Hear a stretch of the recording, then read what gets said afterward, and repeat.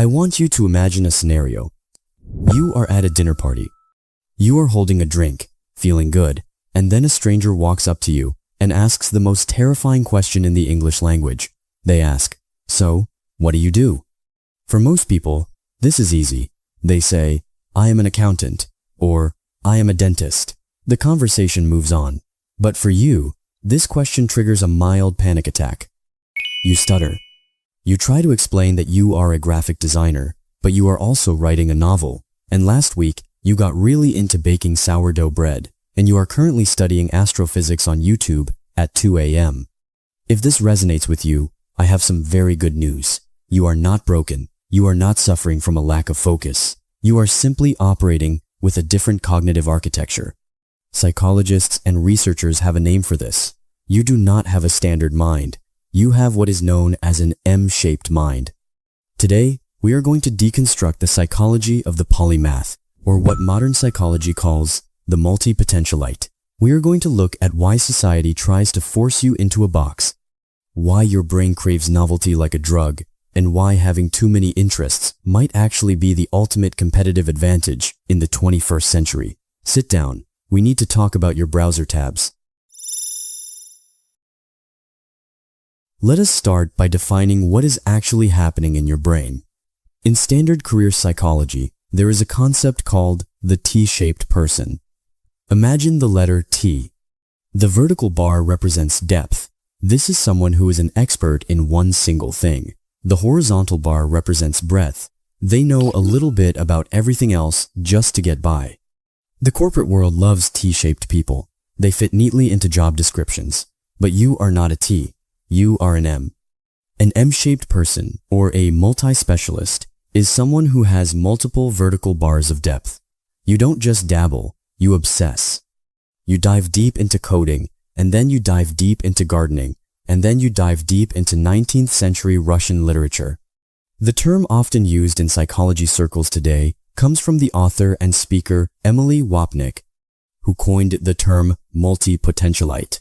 It describes a person who has many different potentials and creative pursuits, rather than just one. Historically, this was celebrated. Think of Leonardo da Vinci. He was an artist, an engineer, an anatomist, and a botanist. Nobody told da Vinci he needed to pick a niche, or that his resume was looking a little scattered. He was a polymath. But somewhere along the line, the world changed. We moved from the Renaissance, where being well-rounded was the ideal, to the Industrial Revolution, where specialization was the law. We built assembly lines. We needed one person to screw on the cap of the toothpaste and another person to put the toothpaste in the box. We didn't need the toothpaste capper to also know how to play the violin. The pain you feel, that feeling of being behind or undisciplined, is not a biological flaw. It is a cultural mismatch. You are a Renaissance soul trying to live in a factory world. I want you to be honest with me right now. How many phases have you had in the last 5 years? Did you have a photography phase? A fitness phase? A cryptocurrency phase? Tell me your weirdest combination of interests in the comments below. Let's look at the hardware. Why do you do this? Why do you get obsessed with a new hobby for 3 months, buy all the gear, learn the lingo, and then suddenly drop it to start something else? It comes down to the dopamine reward prediction error. Your brain is a novelty-seeking machine. When you start learning something new, let's say, playing the ukulele, your brain is flooded with dopamine. The learning curve is steep. Every day you are making massive visible progress. You go from knowing 0 chords to knowing 3 chords. That is a 300% increase in skill. Your brain screams, "This is amazing! We are geniuses!" This is the beginner's high. For a specialist, that slow grind is satisfying. But for an M-shaped mind, the dopamine shuts off. The novelty is gone. The puzzle is solved. Your brain says, "Okay, I understand how this works. What is next?" Society calls this quitting. They call it a lack of grit. But psychologically, it is actually high-efficiency learning. You came to get the gist, you got the gist, and you moved on. You are not a quitter. You are a scanner. You are scanning the horizon for the next piece of data to add to your collection. There is a concept in psychology called the Pareto principle, or the 80/20 rule. It says that you get 80% of the results from 20% of the effort. M-shaped people are masters of the 80/20 rule. You put in the 20% effort to understand 80% of the topic, and then you rotate to the next subject. While the specialist is spending 20 years trying to get that final 20% of mastery, you have gone on to master 5 other distinct fields. It is not worse. It is just a different allocation of cognitive resources.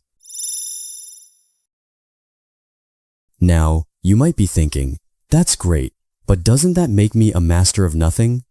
This brings us to the greatest psychological strength of the M-shaped mind, idea synthesis.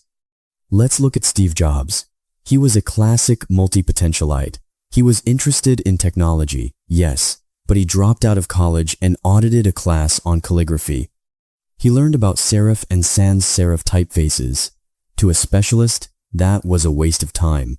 What does handwriting have to do with computers? But years later, when he was building the first Macintosh, he combined his knowledge of technology with his knowledge of calligraphy. That synthesis is the reason our computers have beautiful fonts today. This is called the Medici effect. It is the explosion of creativity that happens when you smash different disciplines together. The specialist looks at a problem through one lens. If you are a hammer, every problem looks like a nail, but the M-shaped person has a tool belt full of weird, mismatched tools. You can look at a problem in marketing and solve it using a concept you learned in biology. You can look at a problem in software and solve it using a concept you learned in architecture. So, when you feel scattered, remember that you are actually gathering the raw materials for innovation. You are filling your mental warehouse with dots that you will eventually connect in ways nobody else can. We have to address the curse. The quote that has been used to shame generalists for a century.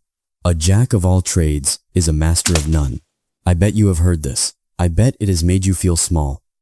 But here is the fascinating thing about history. It is often rewritten to serve the status quo. The full quote, as it was originally used in older English figures of speech, is actually quite different. The full version is often cited as, a jack of all trades is a master of none, but oftentimes better than a master of one. Do you hear the difference? The original sentiment was not an insult, it was a compliment. It was acknowledging that versatility is often more valuable than narrow perfection. In an unpredictable world, specialists are fragile. If you are the world's best typewriter repairman and the computer is invented, you are obsolete. Your entire identity and economic value are tied to one fragile thing, but the M-shaped person is anti-fragile. If one industry collapses, you simply pivot to one of your other 5 interests. You are adaptable. You are a Swiss Army knife in a world full of steak knives. Sure, the steak knife cuts steak better, but you can open a bottle, unscrew a screw, cut a rope, and file a nail. In the rapidly changing economy of the 2020s, where AI is taking over specialized tasks, the M-shaped mind is becoming the most valuable asset. AI is very good at being a specialist. It is very bad at being a generalist. It cannot synthesize human experiences from pottery and coding to create something new. But you can. Have you ever used a skill from one hobby to solve a problem in a completely different area? Maybe you use something you learned in video games to help you at work? I want to hear your crossover episode stories in the comments. We have to be realistic though. Having an M-shaped mind is not always a party. It comes with a very specific type of psychological torture known as the paradox of choice. When you are interested in everything, choosing what to do today feels like an amputation. If you choose to spend the next hour writing, you feel a deep, mourning sadness that you aren't painting. If you choose to paint, you feel guilty that you aren't coding. This is called opportunity cost anxiety. You are hyper-aware of all the lives you aren't living. There is a beautiful but painful quote by the poet Sylvia Plath that perfectly describes the M-shaped brain. She describes sitting in front of a fig tree. She sees a beautiful fig that represents life as a poet, another fig as a professor, another as a traveler. But she cannot choose. Because choosing one means losing the others, so she sits there, starving, while the figs rot and fall at her feet. Many of you are sitting under that fig tree right now. You are so afraid of picking the wrong interest that you end up scrolling social media for 4 hours, doing nothing. This is analysis paralysis. The cure for this paralysis is a shift in perspective. You have to stop thinking of your life as a single linear line. You have to start thinking of it as seasons. You do not have to be everything at once. You can be a writer in the winter, a gardener in the spring, and a coder in the summer. You have a long life. There is time to eat all the figs, just not all in the same bite. So, how do we live with this brain without going crazy? How do we stop starting projects and never finishing them?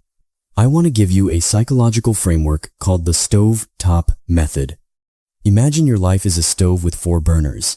If you are a specialist, you have one giant pot on the front burner boiling at high heat, and the other 3 burners are off.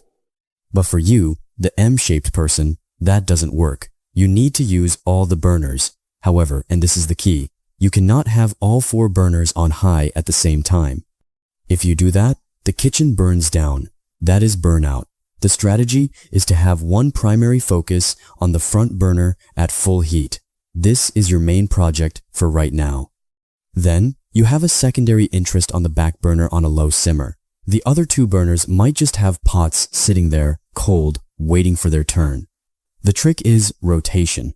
When the front burner project gets boring or hits a plateau, you don't quit. You simply move that pot to the back burner to simmer, and you bring the back burner pot to the front. This satisfies your need for novelty without abandoning your progress. You are not quitting. You are just rotating your crop. This allows you to maintain multiple interests over a long period of time without feeling the pressure to do them all simultaneously. You must also embrace the concept of the good enough hobby. Not every interest needs to become a career.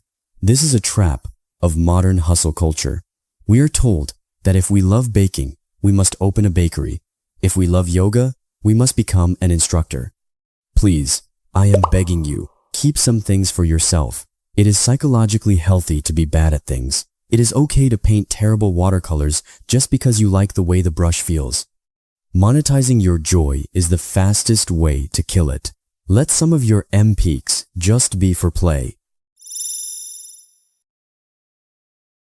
I want to leave you with this thought. The world is getting more complex, not less. The problems we face in the future, climate change, artificial intelligence, space travel, cannot be solved by people who only know one thing. We need people who can speak the language of the engineer and the language of the poet. We need people who understand history and code. We need translators. We need bridges. We need you. So, the next time someone asks you, what do you do? Take a deep breath. Do not shrink. Do not apologize. Look them in the eye and say, I do many things. I am a learner. Embrace your M-shaped mind. Your curiosity is not a distraction. It is your compass. Follow it. Keep it complex, my friends. I'll see you in the next one.